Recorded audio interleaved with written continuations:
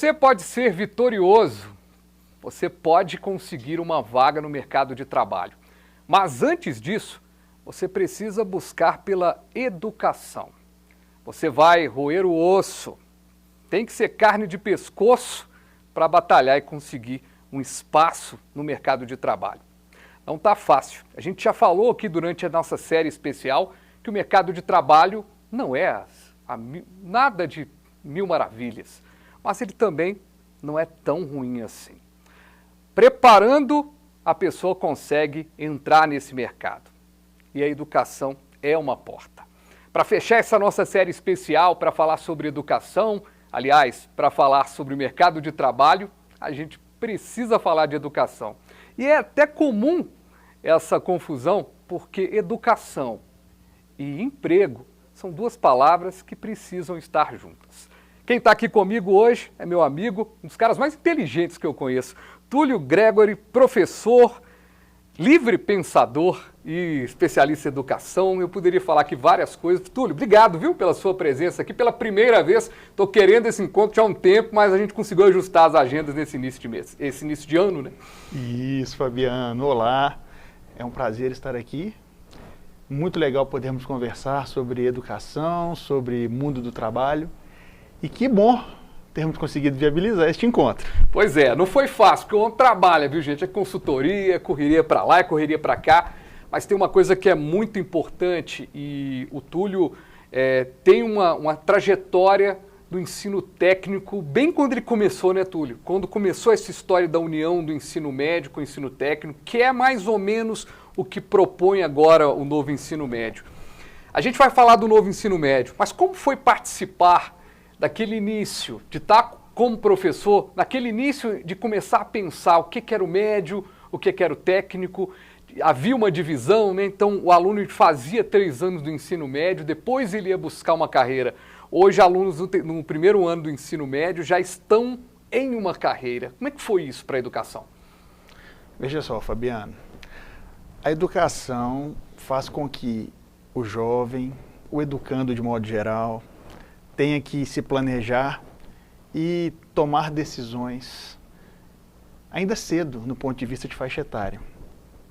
Nós sabemos que, de modo clássico, o ensino técnico se coloca como uma possibilidade de inserção no mercado, de modo qualificado e com o candidato ainda bem jovem.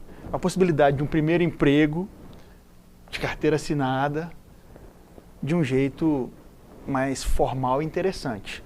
Geralmente, nós temos as instituições de ensino que oferecem o ensino médio junto com o curso técnico. Foi aí que eu tive o meu contato com o ensino técnico. Eu trabalhando na educação regular, ministrando aulas no ensino médio, mas eu trabalhava com jovens que pela manhã faziam o ensino médio e na parte da tarde faziam o curso técnico. E ao longo dos 3 anos concluíam o antigo 2º grau, hoje ensino médio, já com uma especialização, uma formação técnica e que a possibilitava para o mercado de trabalho. Adentrava o mercado. Isso assim era 99,9% de certeza de acontecer. E aí e quando você vê, por exemplo, qual que é hoje o nível de assertividade nesse processo? Porque assim, eu mesmo fui um aluno do ensino técnico que não seguia a área técnica. Eu acabei indo para a área acadêmica mesmo, e aí a comunicação, eu me lembro que a professora Terezinha, professora de História do SESI, Benjamin Guimarães, um abraço para ela onde ela estiver. Aliás, Terezinha, se você estiver acompanhando o programa, entre em contato aqui com a gente, que a gente muita saudade da professora. Os professores são marcantes, né? Sim. Você tem essa história com o professor. E ela falava comigo, você não tem nada a ver com esse trem aqui. Nada a ver. Você tem que buscar comunicação. Mas, ao mesmo tempo, o curso técnico me mostrou o início de que não era aquilo que eu queria. Às vezes, uma formação técnica ela pode ser uma não formação, Túlio? Interessante esse questionamento. Primeiramente, vamos falar um pouquinho do SESI e do Senai. Você mencionou a Terezinha, pessoa que tem o meu respeito. Eu também pude atuar como colaborador do sistema FIENG lá no SESI e Senai por muitos anos. E lá é um centro de excelência em formação técnica. E geralmente o que acontecia na época em que nós estávamos ali adolescentes, que nós temos a mesma faixa etária, somos da mesma geração, e adentrávamos um curso técnico. Geralmente as famílias da classe trabalhadora, em especial, mandavam seus filhos para a formação técnica com o intuito já de direcioná-los para a indústria, para trabalhar. Já resolve a vida. Já vai ter carteira assinada, já vai ter seu salário, vai poder fazer para você. Era assim que nos diziam, né? Só que às vezes entrávamos ali e víamos que aquele pensamento tecnicista, que tem o seu valor, mas não é um pensamento que se encaixa no perfil de todos os seres humanos. Então pessoas que geralmente têm um pensamento mais fora da caixa, tipo o seu, pessoas que são mais questionadoras, que têm realmente esse viés das ciências humanas, percebiam ali que ficar no modelo tecnocrata não era a sua praia. Então percebiam que não queriam. Mas muitos jovens faziam o curso técnico por questões mesmo financeiras. Para poderem fazer sua grana, para depois adentrarem a universidade no curso que quisessem. Eu até, inclusive, é tão interessante o que você está falando, é tão verdadeiro, que eu tenho colegas do curso técnico que eles hoje são advogados, outros foram buscar outros caminhos e outros continuaram como técnicos. Sim. Ou seja, e aí, eu faço essa pergunta para você, Túlio, porque talvez seja o grande diferenciador. Eu lembro da gente fazer aqui num outro programa da casa, que é o AgroB. Sim. A gente falava no ano passado sobre a formação no agro, que é um caminho sensacional. Sim. É um programa que a gente vai fazer também no agro desse ano. O quanto que as possibilidades do agro são gigantescas, inclusive para quem nem precisa colocar o pé ali na terra, na tecnologia mesmo.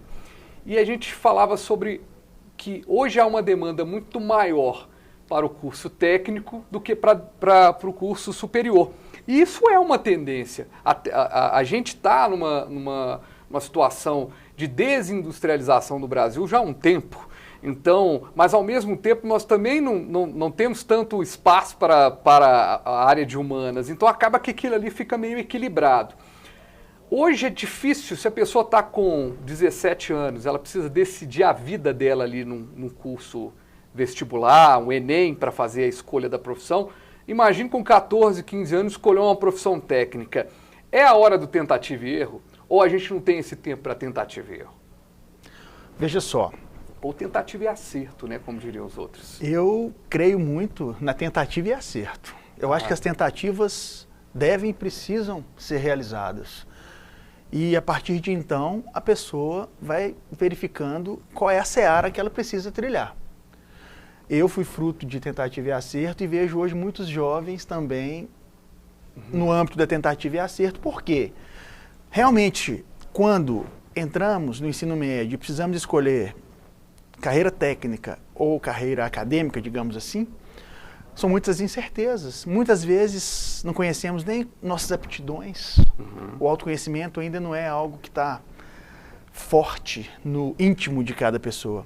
Então, é necessário sim tatear, tentar e de repente percebendo aquilo que não quer fazer, direcionar a sua vida para algo que te faça feliz. Porque a geração jovem atual, estamos falando aí de padrões geracionais, o Y, o Z principalmente, que é o jovem hoje que está na faixa etária dos 18 anos, ele quer ser feliz no trabalho.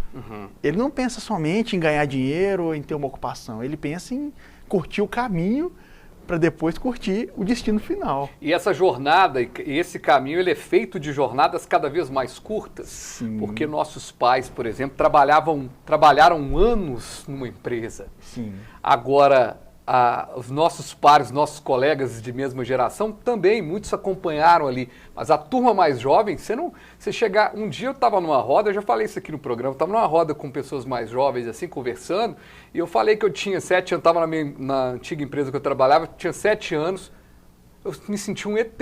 Eles, 7 anos? Como é que você está 7 anos numa empresa? Essa quebra de jornada é uma característica de uma nova sociedade que vem aí, né, de trabalho. Sim. Ou seja, a empresa não pode, ela tem que encantar também ali, os atributos têm que ser muito bons para que aquele funcionário queira estar ali. Sim, é necessário que a empresa realmente valorize os recursos humanos e crie políticas interessantes para que as pessoas queiram ali permanecer, principalmente o jovem da atualidade. Porque nós sabemos que o chamado baby boomer, aquele nascido lá entre 45 e 60 do século XX, aquele que realmente foi formado no período de pós-guerra, de escassez, ele valorizava sim ficar numa empresa até aposentar e depois curtir a aposentadoria. A geração X, da qual fazemos parte, buscava também a segurança do trabalho formal, aliada a uma titulação. A gente buscava estudar mais, ter diplomas e tudo, não só meritocracia, não é? Agora, Túlio, muita gente, aquele profissional, aquela profissional que está nos acompanhando agora, janeiro é aquele mês da reflexão, né? Muita gente ainda nesse momento que está o programa, está aquele recesso ainda de início de ano, ou às vezes a pessoa tira férias, e eu estou falando inclusive para você, viu, que está aí de férias e de repente encontrou aqui a gente na televisão, encontrou a gente pela internet. A pessoa ela tem que estar aberta para a educação contínua. Há uma dificuldade de pensar a educação contínua no Brasil? A pessoa, eu formei e está resolvida a minha vida. Isso ficou para trás? Olha, ficou para trás. A gente está falando aqui até a geração X, que é a nossa hoje, que está na faixa etária dos 40 para cima, que ainda tem esse modelo mais tradicional, mas tem a galera chamada Y e Z, quem está de 35 para baixo, que está no mundo do trabalho, é mais versátil, é uma geração mais digital e percebe múltiplas possibilidades de obter conhecimento, burilar esse conhecimento, ampliar sua formação, capacitação e até formas de produzir, ganhar dinheiro, não só do modo formal. Então, a educação contínua tem a sua importância, mas ela não é a única via. Porque a educação ela é ampla. O viés da escolarização é um deles, que é o formal. Mas atualmente tem outros vieses, tão interessantes quanto e às vezes mais sedutores, principalmente para o jovem, que é algo mais atraente, e pelo viés da tecnologia, por exemplo. Muito legal, viu, educador, falar isso, né? A formalidade, porque assim, se vende muito, né, Túlio? Pós-graduação, você tem que fazer uma pós-graduação. E aí até vi esses dias, né, uma camisa, achei super interessante a pessoa andando com a camisa na rua assim. O importante não é ter pós-MBA e os cambal, o importante é ter as manhas. E aí, às vezes, esse ter as manhas é o que você está falando, né? Justamente. Às vezes é uma geração que estuda num tutorial, é uma geração que assiste um vídeo no YouTube para aprender a fazer alguma coisa. Aquilo também é estudo, na sua visão? É estudo, é formação, é educação também. E a própria série que você está desenvolvendo no programa é um mecanismo educacional. Nós percebemos o quê? A pessoa pode estar assistindo aqui e buscando formas de se inserir ou de se reposicionar no mundo do trabalho de um jeito mais atraente para ela, mais interessante. E um outro detalhe, nós tivemos profissionais aqui durante a semana que comentaram a necessidade da pessoa saber se promover, fazer um marketing pessoal, de perceber o que o mundo do trabalho está exigindo do profissional.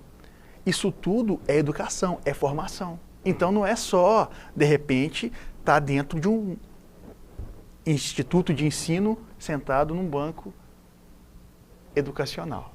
Precisa daquele carimbo, mas não, gente. Agora é o conhecimento mesmo que consta. Túlio, a gente vai para um breve intervalo.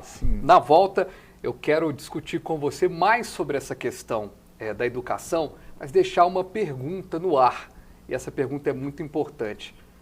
Como a pessoa se encontra profissionalmente? Qual que é o ponto X ali da questão para a pessoa se encontrar? Como é que ela se entende como... Aí é um papo mais para o livre pensador do que tudo. A gente vai para um breve intervalo e volta rapidinho aqui com o nosso Economia. E agora?